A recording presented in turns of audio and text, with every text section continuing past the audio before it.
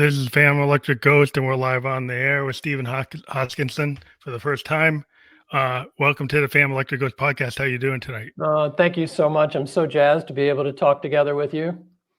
Well, it's fun to talk to new people, and we're live on the air, and we've got a couple of new things we let people know. There's a QR code up there that actually links to your website, which is organicintelligence.org, which you have a link there, but it's a little more than that in the link. That will be clickable when the podcast is over, but if you want to use the QR code, you can follow along and click there on that. So that's a new feature we're doing for tonight, and we're going forward to using that. But welcome to the show again. And before we get to the heart of your story, I always ask every guest a couple questions. What motivates you, and why do you do what you do? From as little as I can remember, one of the first things my mom and dad would tell me, I think they were a little worried because they would go, Steve, you have to look out for number one. Remember, you have to look out for number one. And I was just kind of inclined to see things like, hey, we're all in this together, aren't we? And so they were a little concerned about my individual future, but that's what kind of makes me tick. I really I'm a gardener. I'm a gardener of souls and people and relationships. And I just love to see those things grow. Yeah, you want to kind of pay it forward. Some people are teachers. Some people are people that the therapists are people that actually caretake, or they help those around them, and they're kind of built that way. Yeah. And if some people might not understand that. Right. But yeah, that's what happens. So you're an internationally recognized teacher and author and an innovator. You created this post-trauma growth PTG method. So I don't know where you want to start. Do you want to start at the beginning or start where you're at? Oh, my starting place was like, you resonated, it seemed to me, with that notion of like caring for other people. And I was kind of thinking maybe that's a little bit of your story too. Yeah, well, I built this platform, this podcast platform to kind of be able to have creative people or people who are innovative. They have an idea, a vision, and give them an open platform, a kind of safe area to talk about it and do it in more than today. We live in a world where people just talk for like really small clips, and you just get these little clips and everything's clipped up. And I wanted to do a long form, kind of hour long. Let's have a thoughtful conversation. Yeah. And no matter what the topic, let people talk about what their vision is. Yeah. And I think that's it's an oral history. It's like a master class every time you meet somebody. And I think that's my way of trying to pay it forward for people that hear all these voices, Oh, that is beautiful. Thank you so much. Thank you for your vision and enacting it so beautifully. Thank you. So what I was just going through some of your background, and one of the things is like with therapy, what's wrong with the status quo? Because I'm kind of a person that likes to be on the outer edges of things. Creative people, we try to dip our toe into something that maybe is not status quo, because that's kind of where we live. Yep. And I was very interested in you're challenging like the canon, which like a lot of people like in the arts, like, oh, I want to know, we study classical, you study Beethoven, you study jazz, you study the greats, and then you learn how to break it, right? Yeah. you change, like you have to have a foundation, but then you say, well, maybe I can challenge the foundation. Right. Like Mingus and Miles, they're not the status quo, they broke it and it became better. Yeah. And never the same. The same. So yeah, I'm interested in that kind of thing. And, it is one thing, as a creative to go, I think it could be more interesting, and just being driven by how things could be more interesting and to go that way. And it is that for sure with me. And it is also that, man, you just look around and, therapy, everybody has, many people go to therapy for years, go to therapy for many days a week, and they're back to therapy, and they have more than one therapist. And, but you look around and I don't think it's moved the dial. I don't think it made us better as a society. And there are bunches of reasons for that, and people are making good strides in like community mental health and really looking at community-based wellness. But we take an inclusive and a different approach because standard therapy does not question one major thing, and that is you've got to feel it to heal it. You've got to figure out like what your problem is and where it came from, and then dredge it out somehow, like air it out or like something like that. And what we found is that's not true. It's absolutely not true. Like I came up in the world of trauma therapy, so I trained trauma therapists in particular, and that's the pinnacle of, hey, you got to like get it out, air it out, and then you're going to feel better. It's like sometimes you got to feel worse before feeling better. And we just don't think that's the case, because we find over and over again, people talk like about what works, and they talk about the positive emergence of their feelings. They talk about the here and now. They talk about the things they love. And when we begin to shine the spotlight on those states within the person, that begins to grow.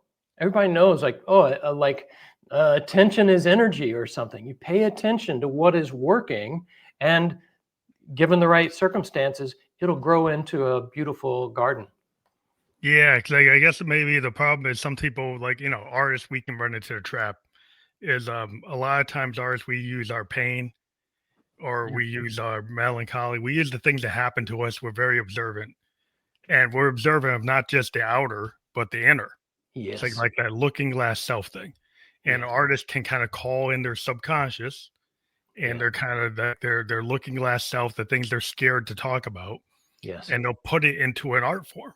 Yes. And if I process a song and I can go through a feeling, Mm. and then the idea is like, do I want to recreate the thing that created that feeling, or do I want to move on to a place where I could be more positive?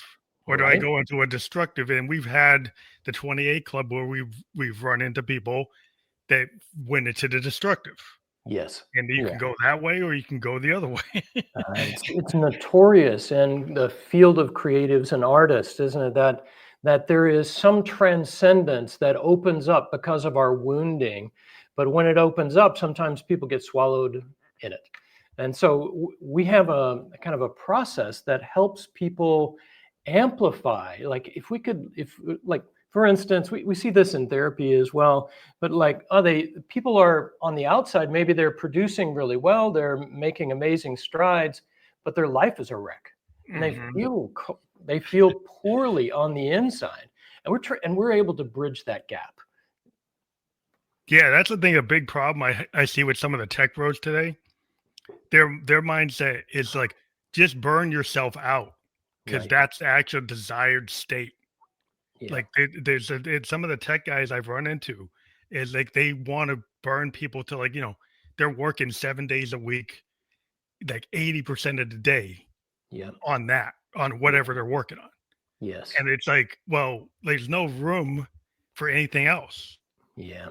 And that I don't think that's the best way to boost the entrepreneurial spirit. Yeah, or goodness on the planet for everybody else. There is it's admirable in one sense because people are really making a self-sacrifice. But if you sacrifice too long, you're just in the game a short time. So your sustainable input is really limited. And that's what we're really after. I think honestly that things are so sideways in society right now that we don't have the luxury anymore of burning out. I think we've got to keep everybody in the game who is here for the common good and make sure they're empowered to stay focused and able and present to what's going on. Yeah, it's kind of this idea, like if you're a musician, right, and you over practice before the gig, Yeah. then you blow the gig. Like if you Right. spend 8 hours doing your runs or practicing your skills Yep. for a 2 hour show, and then you get to the show and you've kind of burned out your hands. Yeah, Then totally. you're like, then your show is crappy. It's like because you obsessed about Yep. being perfect Yep. and you screwed it up. Totally, totally, right. So indeed, I agree with that totally. And there's a quality of trust I think that develops. Like, if there is a contact, especially with creatives, there's a contact with that creative state or that creative muse. And it's not entirely under our control. It's downward. And so to really trust that it arises when it's needed, and then trusting, okay, so I'm going to rehearse, that's great. And then every now and then, the clouds part and the jam opens up and it's on, Yeah. and when it's in the pocket, that's the great mystery that you can't force. So I love the idea of trust, that we have it enough that we develop a trust, like, okay, I don't have to work that hard because in some ways it's not really up to me.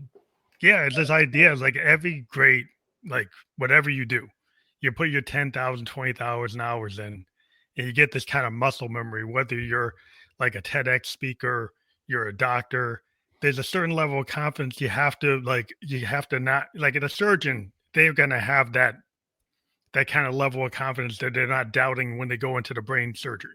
They Yeah. know they got it, Yes. right? Like you have to have that level. And some people say, well, that's arrogant. So then the problem is like if you can't get like great musicians, like you get into that flow state, you're in the zone.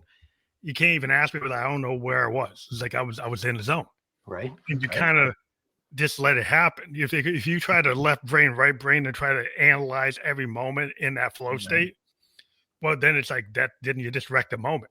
Totally. Totally. Totally. I think we have enough of an understanding of the physiology of how to help people feel that trust, how to let go into the moment, and to do that in a way that self-doubt doesn't trip them up along the process.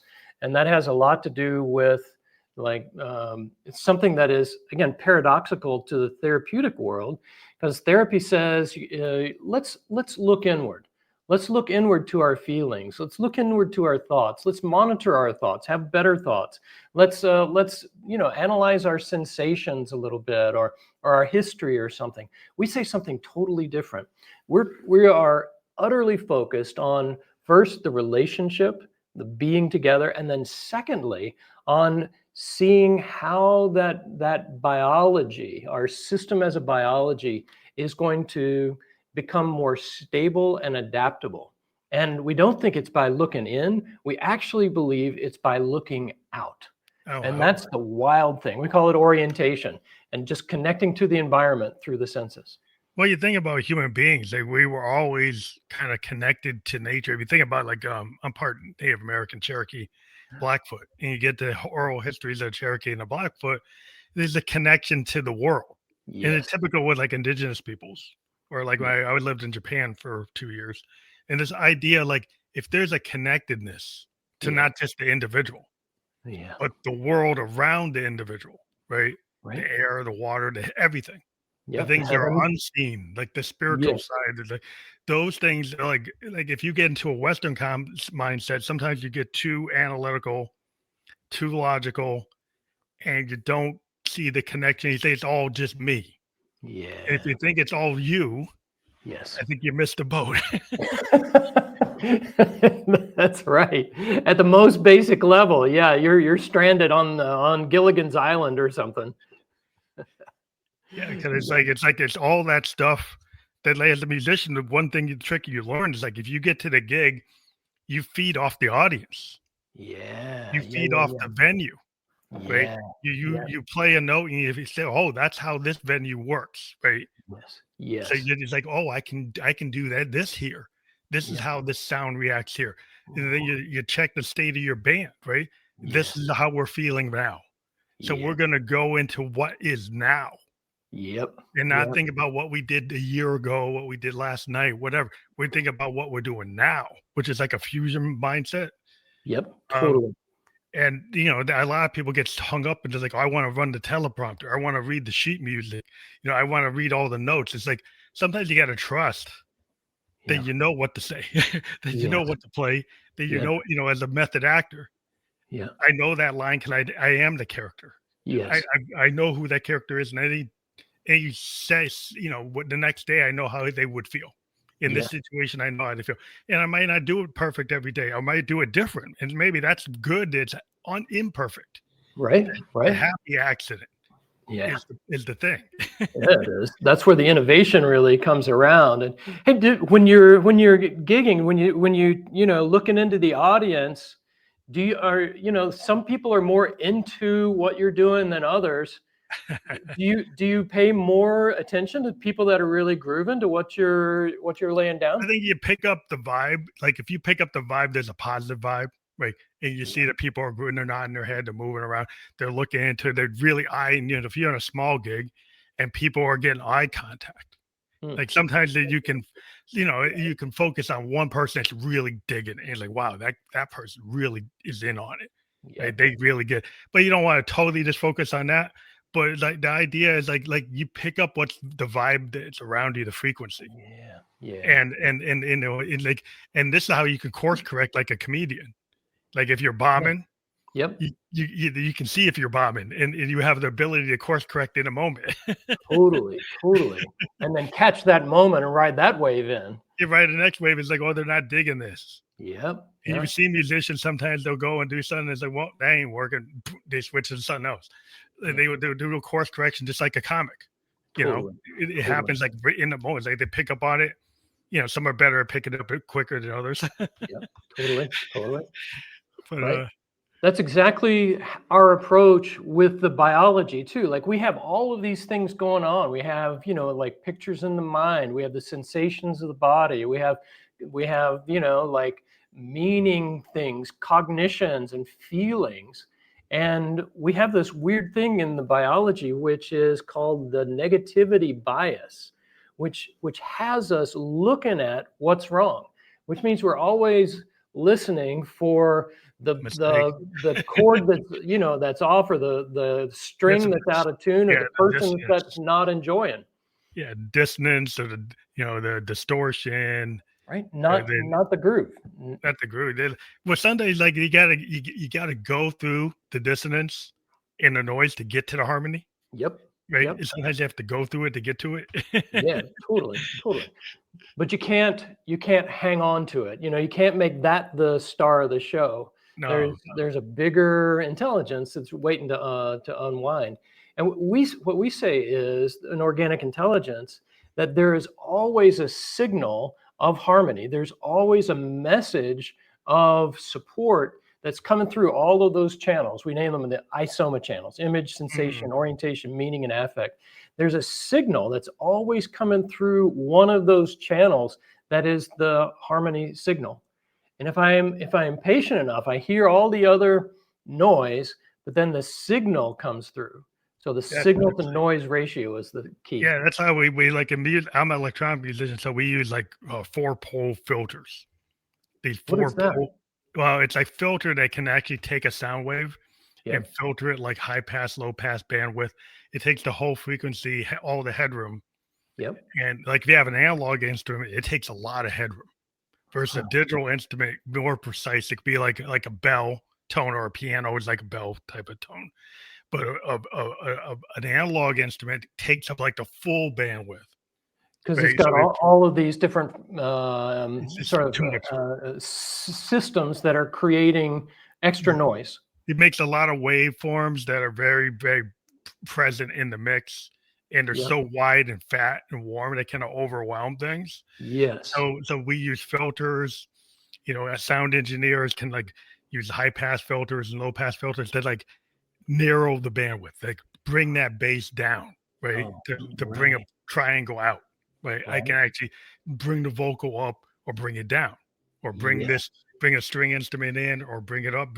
You can control everything. It's like a total control freaks like dream. Like I can control every little piece of the sonic landscape like a sound painting. Yes. Everything's layered. Yeah. Everything's on a channel, and Yeah. I can separate the channels, and I can play with the hertz levels. I can play with all this stuff, and I can get you to feel a certain way from certain frequencies. Yep. Yep. And Yep. I know if certain frequencies will create certain feelings, or like blue moods, or pink moods or like, whatever. We come up with these ideas to kind of describe it in colors. Yeah. Yeah. So we Yeah. kind of dive into like the whole like idea like sound affects people, like it's a frequency, whether it like you have a vibe of your heartbeat Right. or a voice Hmm. or a stringed instrument or any instrument. It Yeah. affects your human self, because I'll we're a say. frequency. I'll say. I've listened to some of your work, and it's not just a single feeling that I have. It's 50 of them all at once. It's live in there, and so that's some magic that you do. Because you have, like you say, it's complete creative freedom. You can create any sound that you choose, and that's a real challenge. If you have an infinite number of sounds, how do you find the set Sometimes of less is sounds that more. really represent you? Sometimes what you do is like you might start out with a line, you start taking things away. So Yeah, you yeah, might have like 16 channels, 24 channels worth of stuff, right. and then you start whittling it out. Yep, Or you might say, I'm gonna go with a very sparse arrangement, right. and I'm not gonna and the thing is like sparse arrangements leave, space between the notes. Uh-huh. Some people get scared of that. Like if you're a writer or a player or a musician, you Yeah, might fill up the space. yeah. Or If a you therapist, and you're not comfortable with the silence. Yeah, you fill up the space, and it's like it's more risky to not fill up the space because you could actually hear a mistake Yep. Yeah. or Right. things are you got to actually get it really right because everybody can hear it. If you layer, it's not as important the micro timing. Right. You could be a Right. little off, and no, if so many layers, you won't hear it. So Right. do you just throw the everything at the kitchen, the kitchen sink at it, or do you Right. try to be more delicate? And that's what I found with your compositions. They were just so precisely composed, and yet it was like the sonic painting. It was really Precisely. so coherent altogether. It's amazing what you do. I think that people have to think about like what the filter that they're using, and Mhm. because I think when we communicate with other people, everything goes through like this four pole. You go through what I have a technical filter, but Mhm. everybody has their kind of mind filter. Yep. See what Yeah, they heard is dependent on their filter, right? totally. So if Yeah. you hear this, and then like a person that goes back and say that's not what I said, but Yeah, that's how right. you heard it. That's right. That's right. It's subjective, really. Yeah. And Yeah. so you have to kind of learn like, well, how do I control that? Or how do I slow things down? And as Yeah. musicians, sometimes we'll take a piece and to get to like really good dexterity, we'll play it very slow Yes. until we get to the ability to actually play it fast. Yep. But Yep. people, I don't know if everybody tries to just go out the bat like 0 to 100. And Right. sometimes you can't do that. You need to kind of No. practice. You need to slow it down. Right, right. Yeah, in order to like build up to something. People aren't used to that. We're used to fast food, you know? Yeah, it's harder. Totally. Because it's like a home cooked meal. It take you Yeah, 4 hours to do. totally. Are you gonna do you value that, or do Right, you value the convenience? And do you right. value the just quick hit, or do you wanna actually know what that means?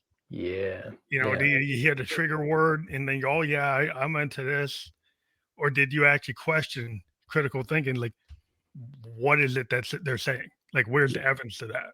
Yes, Why is it that way? You right. know, like, people just like, "Oh, this push the buttons and let everybody just be in their own tribe." Yeah. I think that what you're talking about makes really a lot of, again, it's so resonant with what we're doing because we think in those terms, in bandwidth. We think of like the human being as having a certain bandwidth, and what therapy does mostly, I think, and especially other certain types, they help you like arrange the stuff in the bandwidth you've got, the space you've got. But what Mhm. we do, I believe, actually grows the bandwidth. And so That's what you so want. people have to filter less. They can actually receive more because it's not overwhelming to Oh, them. yeah, we get an overload. I think so many Yeah. people like a synesthesia. It's Yes. like they Yeah. get hit, they get this overwhelm, Right. and Right. then they go to their known thing, like, like, we call it newfound sounds versus, like, known sounds. Like, the Yeah. known sounds to me are, like, boring. Yep. So I rather go into a newfound sound, try to create something new, right? Yes. So then I'm expanding the palette rather Yeah. than using the known palette. You expand the palette. Well, that's going Yep. to be hard because like people say, well, I don't know what that is. Yes. Right? Yeah. So people don't like stuff they don't know. Right. They can become uncomfortable because it's maybe exceeding their expectation, exceeding their bandwidth, really. Yeah, that's the hard lesson. People like the internet to me is a blessing and a curse.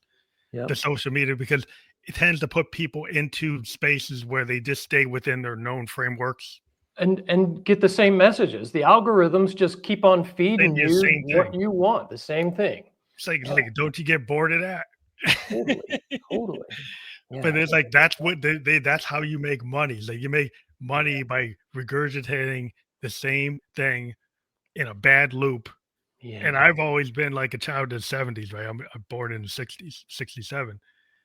I was kind of like Frank Zappa kind of guy, Oh, like a yeah. Sun Ra type of guy, Yep, Lou Reed type of guy, yep, yep. Hendrixian, like Coltrane type of guy. He's like, why not push it? What's Yeah. wrong with like pushing like to the point? Like is that melody or is he doing something weird? Like the people playing with sound, Mhm, playing with mhm. Zappa was doing classical orchestration in rock. That's right. That's And right. like, Yeah. well, you're not supposed to do that. It's like, why not? Right, right. And Like until his final days, he was directing, in Germany, until the end. yeah, he just he pulling like, all orchestral sounds out of Yeah. people, like Yes. challenging people to really go into their musicianship and not do what the thing that like that will get you to get Yeah. you to top 10 hit.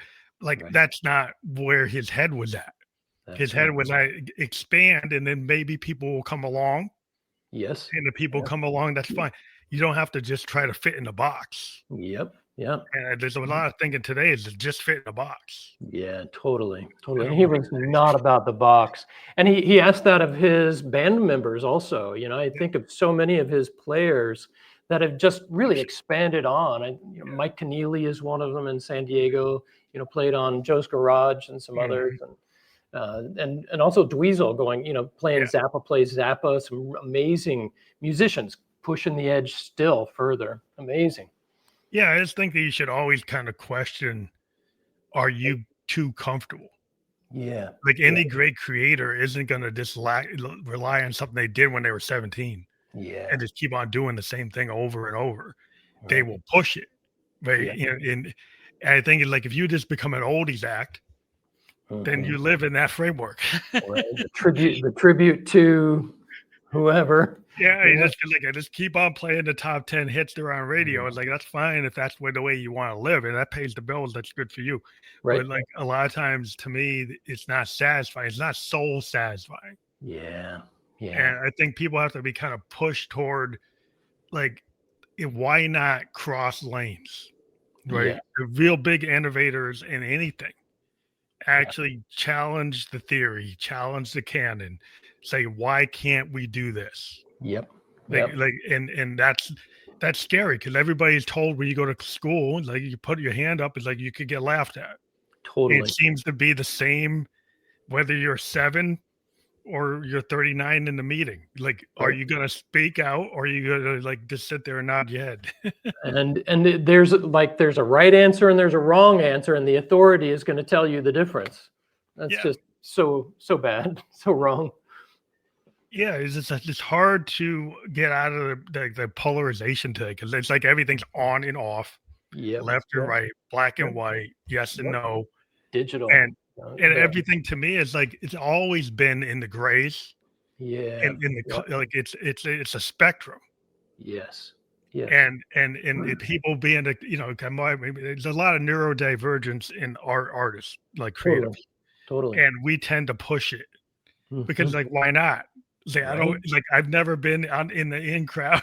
I Uh, didn't wanna be in the in crowd, so that wasn't my point. That wasn't the right. point of the thing. Yeah. Yeah. And the point is innovation and creativity and somehow the spirit being able to manifest in something interesting and beautiful. That's an amazing vocation. Yeah, I just think organic intelligence is interesting, the idea. Because, like, if you go into nature, you look at a forest, you might say, well, there's a lot of sameness, but really not. Not a As soon as bit. you start looking at it in detail, Yes, like, wow, there's nothing that's the same at all. that's right. That's right. And it's, I think that everybody's got the 50,000 foot view, and they say, oh, these are all the pine trees are all the same. No, The maples are all the same. It's like, that's not, you're not no, diving enough. right. Every leaf is absolutely unique, Yeah. And that's our strength. I always tell people, like, it's like your ability is not matched by the ability to clone something, right? Yeah. Like, for you Yeah. to go and just clone this, like, whatever's here, like, oh, I'm going to clone it into top 10, top 20. I'm Yeah. going to prove I can play that. Yeah. Any good musician can play that. Like, Yep. show me what is you. Mm, That's the hard thing. yeah, it is. Show me Yeah. why, why is Stevie Nicks Stevie Nicks? Why Uh-huh. is Lindsey Buckingham? Why is he? Because he played his guitar a totally different way. Like, Wow. he came up with a very unique picking thing, and he did it. He stuck with it. He didn't get forced into, oh, that's not the right way to play it. Yep. Yeah. So when you do that, then you get, like, that's your ticket. Yeah. The uniqueness of the individual there. Yeah, that's the hard thing. 'Cause today they're, oh, we just gotta make the same cat video. Yeah. Everybody's doing the same cat video. Right. I like the idea of nature, and what's organic being unique, and also like this guy Benoit Mandelbrot in 1975. He got this term fractal, and so he said, no, nature, is unique, and so it also has patterns. And he said, by seeing patterns, you begin to recognize more the individuality as well. And so he did that thing you were saying, like both and not the polarities, but the two sides that are together. And he said, Yeah, there's patterning and there is uniqueness. And when you have both of those, then you're seeing things in greater reality. yeah, that's kind of nature art. Like, you got to learn your scales. You Yep. got to learn your chord structure. Those are like patterns. Like, you learn your, like, what technically goes together, like what the skills are. And then you start pushing it and say, I could do different tunings. Yes. Like, I could cross scales. Yep. If I do a cross scale solo, then it's going to sound more interesting if I just stay in the same scale. If I play a minute 7 versus like a major chord, it's going to come out like this versus a minor chord. Like, open strings, you come up with different ideas, and you say, I can learn the basics. Right. And then you start pushing, like, what could you do with harmonics? What could you do with distortion? What could you do with this? And then you say, like, hey, it's colors, it's painting. Yeah. It's like, how could I show my feelings, not just the technical ability to hit the note, right. but what is the note going to mean? Yeah. That's when you start to really, like, are you just hitting notes? Are you trying to say something? Yeah. Do you think as a musician, because it seems like what you have and musicians have is like you understand music, and whatever that is, you understand it. Like you could probably sit down with 4 other musicians and go, let's play, and somebody starts, and then music starts to come out. It just comes out. Yeah, with a lot of real good, the best situations I have with musicians are when I don't have to tell them what key I'm in. Yeah. I just start on a piano or something, and they just know what to play. Yes. And I kind of let them play what they think goes with it. Right. Rather than being some guy saying top down, oh, you should play this. Yeah. I'm kind of like, I'll play this arrangement and see what the drummer comes up with. Right. And I'll see what the bass player. Some guys like to do it top down. And then a lot of times people will be like, I really don't like that guy. Right. because like it's like not that you can't have a general idea, but if you allow somebody to show, like, what do they feel from that? Mm-hmm. And you could have it, you could kind of feed into, well, maybe we could go this way. Right. But you have a conversation like, well, maybe it was better with what he did than what I planned.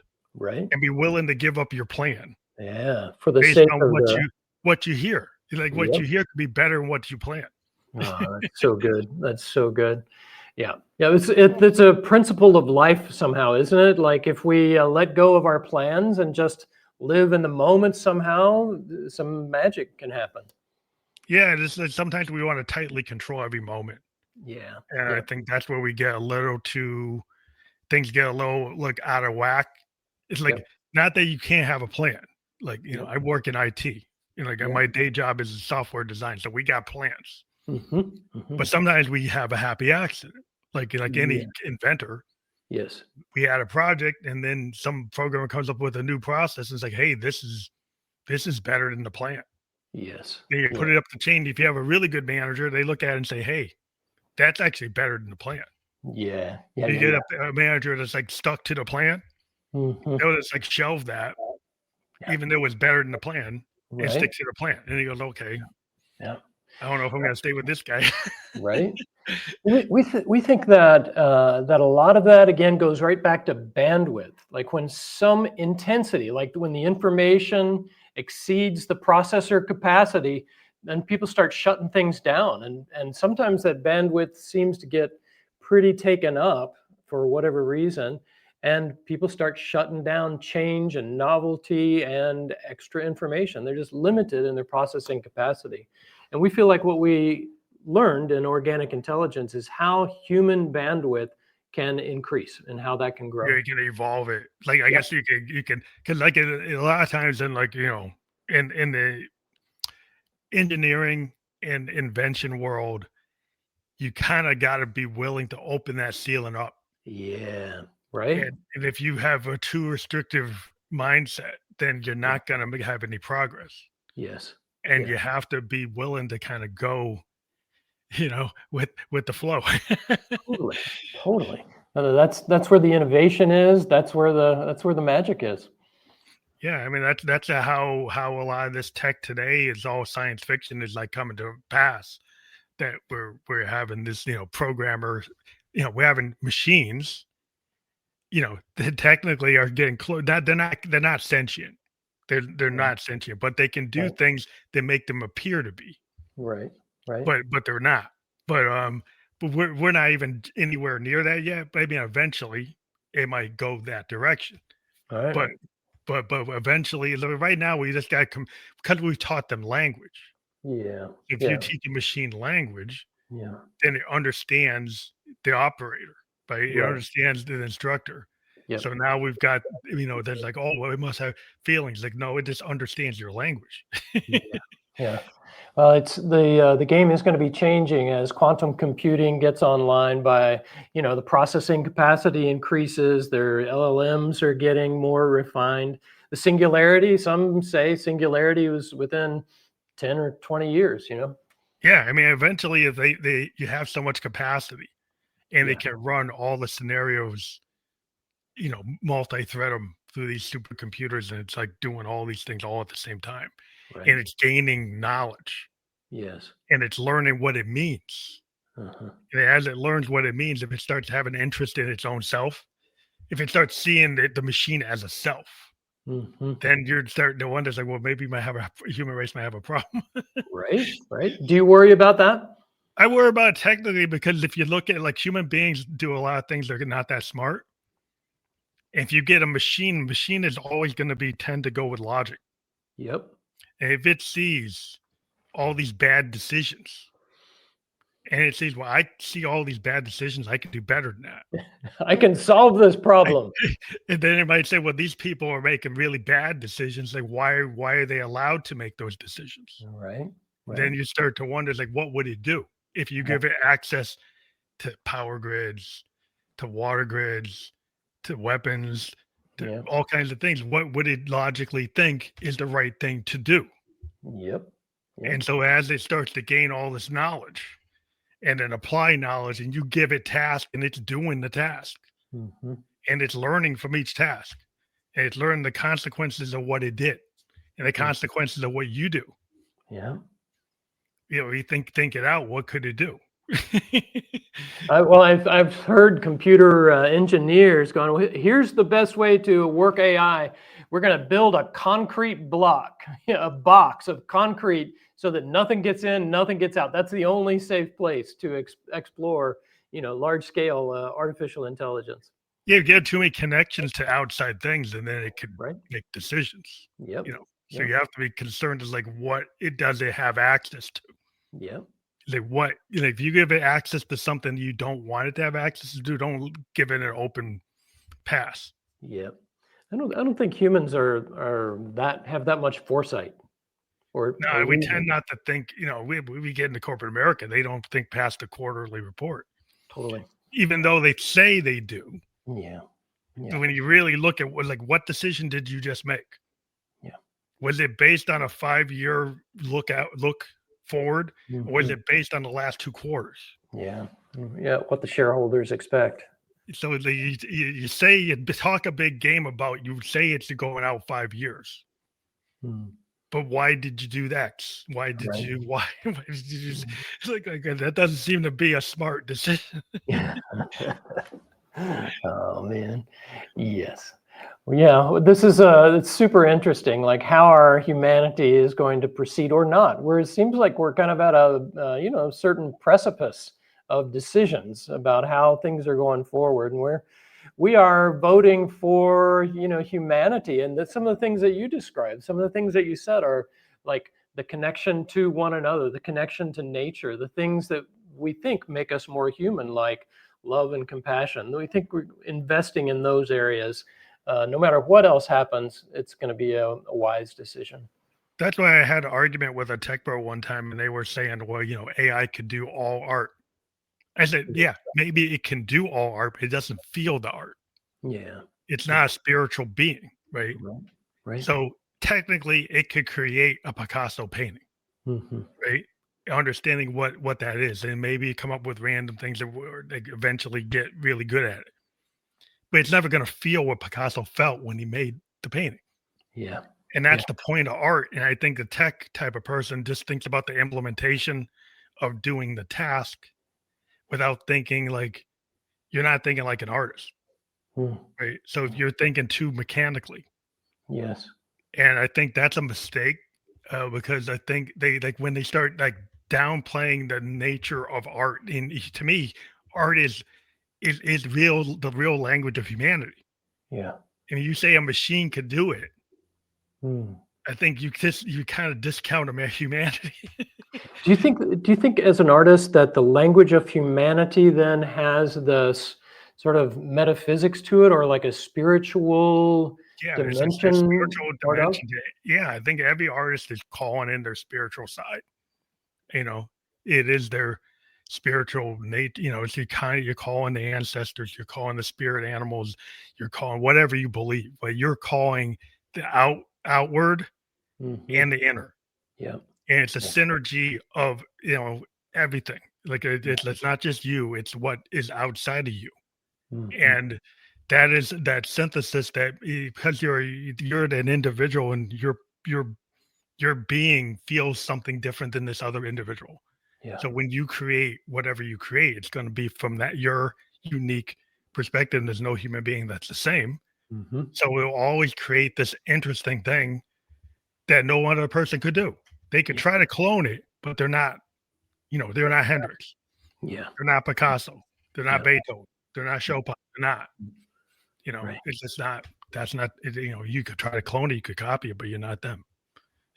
Yeah. They're not phantom. I just hope that people understand it's like it's important to have you one foot kind of grounded on the earth. Yes. I Yes. think there's a lot of people that is like, well, we can go to Mars, and that's fine. You go to Mars, but it's like you have to understand is like the Earth is super important. Gaia is important, and Yeah. if AI hurts Gaia, Mm. the end result is not a positive result. Mm. Right. So if your data center destroys the water, destroys the ozone, whatever, good thing you thought was happening, Yeah. if it creates damage, how good is Yeah. it? Yeah. Wow, we think about that all the time because we do feel like even just the stress of these concerns about AI, about armed conflict, about the global climate change, we feel like that's all adding to so much stress to people and looks like it's escalating. So we feel like we have to be really ready ourselves, back to the sustainability of the individual. We have to be ready ourselves and feel robust because the challenges aren't getting less, and we want to be able to be there for the struggles that are inevitably things that we're going to be facing. Yeah, we have to make some decisions. Because I mean, Oppenheimer found the paradox. Mm-hmm. Like you want to do fission, you spend all your time doing the fission, and then once you do it, you see Nagasaki and Hiroshima, and you're like, oh, maybe I shouldn't have done that. Right. So Right. not all tech is beneficial. Yeah. Right. Yeah. And so just because you can do it doesn't mean you should do it. And we run into this with like AI, where like there are people who want to get rid of all intellectual property rights because AI is kind of a roadblock to AI learning. Right. Yep. But there's something about the morality and the legal aspects of human people have a contract with themselves. Yes. If I create something and I have that intellectual property, I should have a right to it. Just because this tech is beyond that, does that mean that we're beyond intellectual property rights? That we're on privacy rights? Yep. That we're beyond some moral contracts that we have as human beings with each other?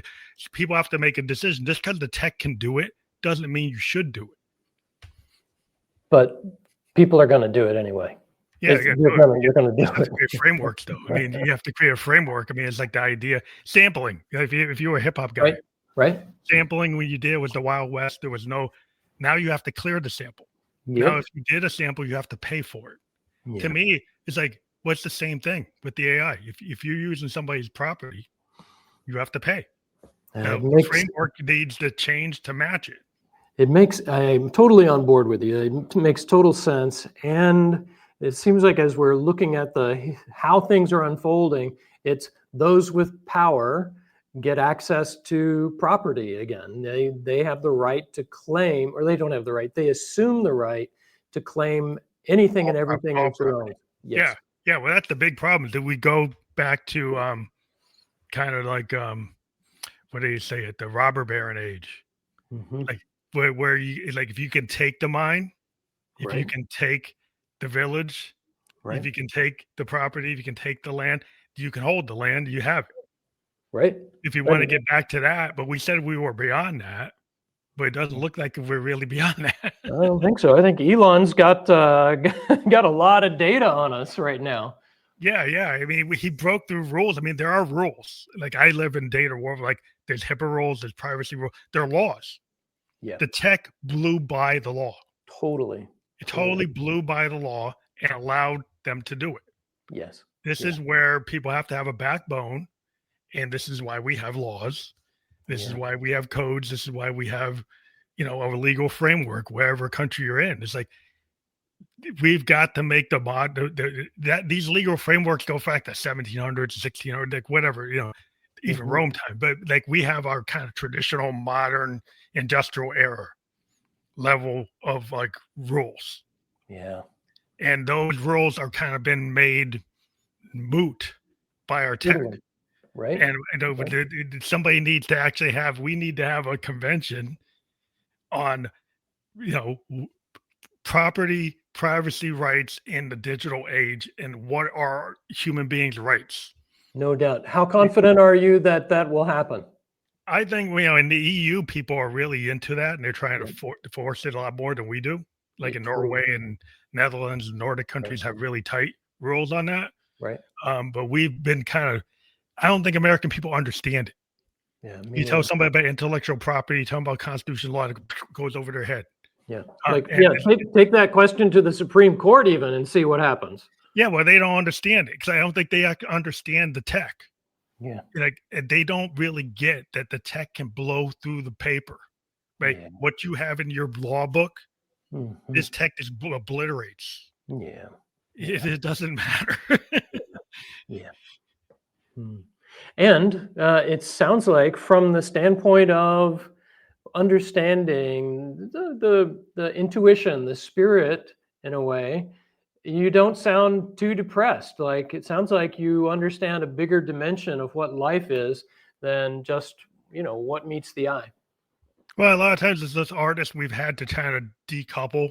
Like if I see some of these big organizations, like I might not distribute my material to an organization that doesn't give me my property rights. Yes.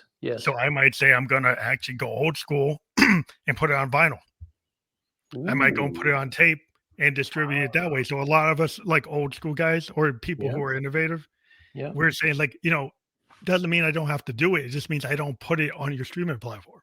Huh. If I don't put it on your platform, then you can't control me.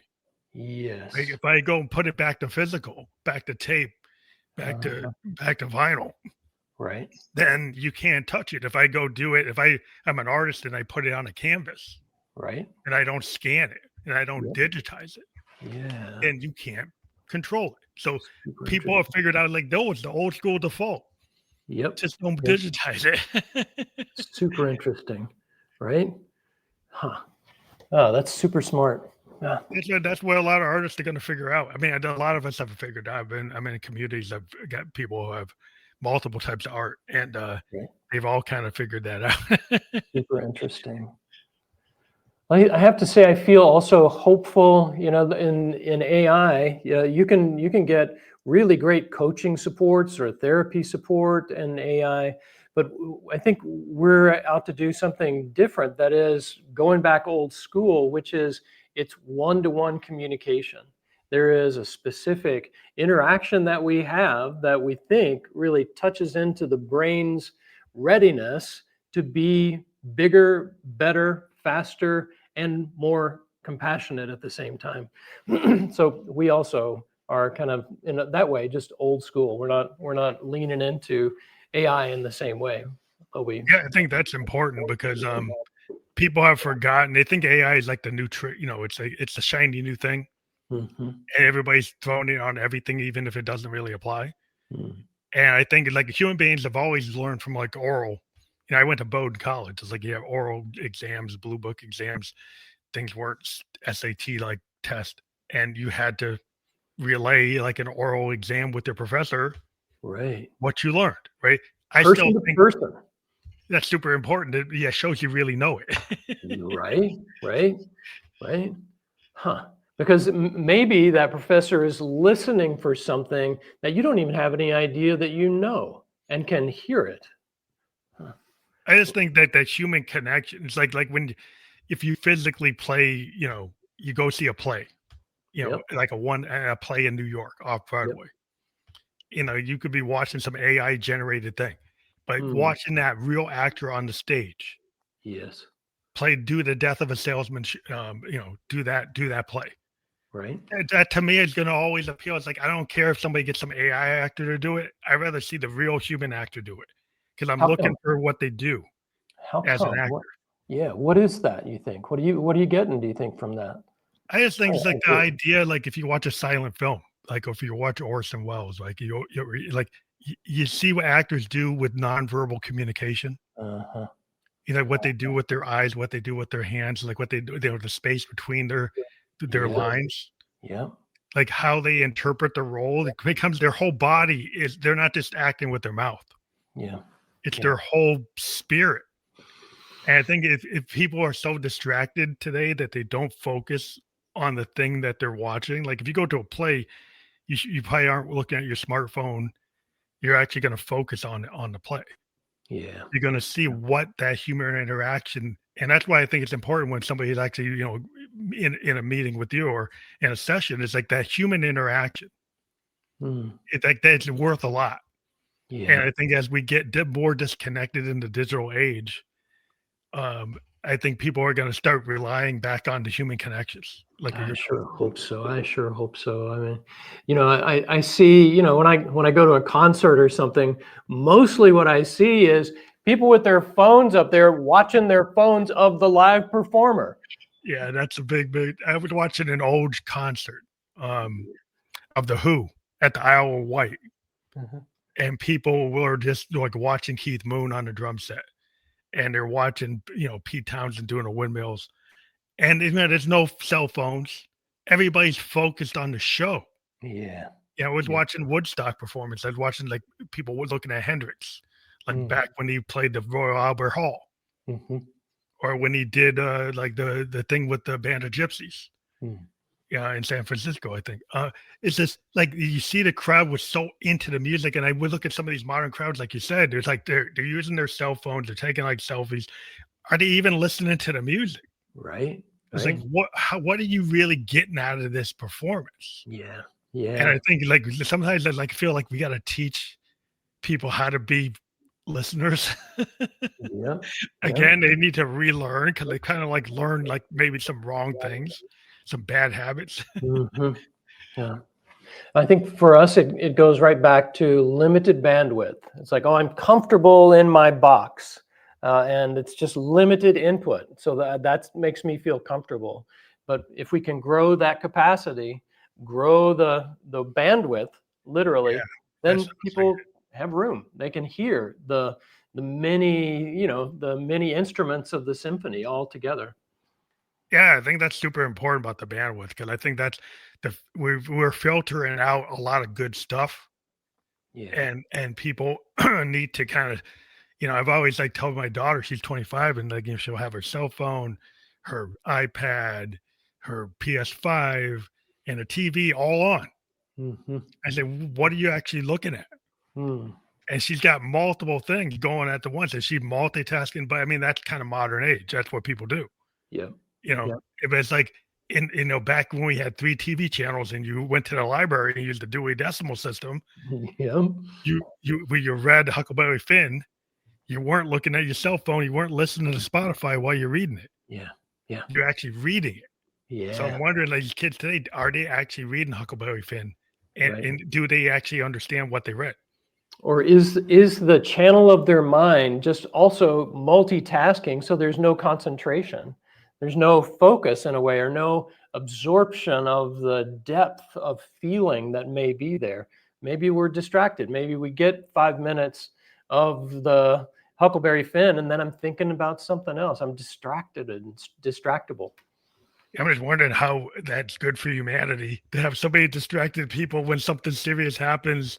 Yeah. Can you actually you buckle down and get to it? Can you Well, solve problems? right. Well, something serious has happened. We broke the climate, and nobody seems to be around to help fix it around here. No, no, we decided that it's like this. Let's just keep on burning oil. Right. Right. It's like let's go to Mars. If you look at the solution is okay, what you're gonna go to the moon to Mars? Right. That's the solution. Yeah. Yeah. Right. I think I'd rather be here. Yeah. Uh, Me too. yeah, Yeah. With a sitting under a tree or something, listening to birdsong. yeah, being on Mars, it's like it looked like a lot of dirt and sand and red sand. Is like okay, that's interesting for a little bit, Yep. not that Yep. much. Yep. Yep. Yeah. But I want to let people know again, we've got your QR code, which has your organicintelligence.org, and it's got the OI coach certification. And you Mhm. talk about if people actually click on that, what do they get there when they hit that link?